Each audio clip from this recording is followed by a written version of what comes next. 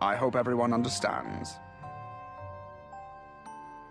Well, what are you waiting for? Usually we don't start until you insult Harry. Am I so predictable? Very well. Potter, you fool!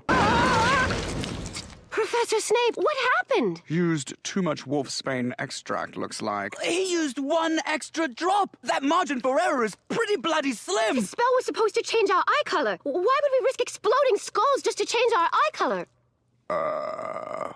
Potter, you fool!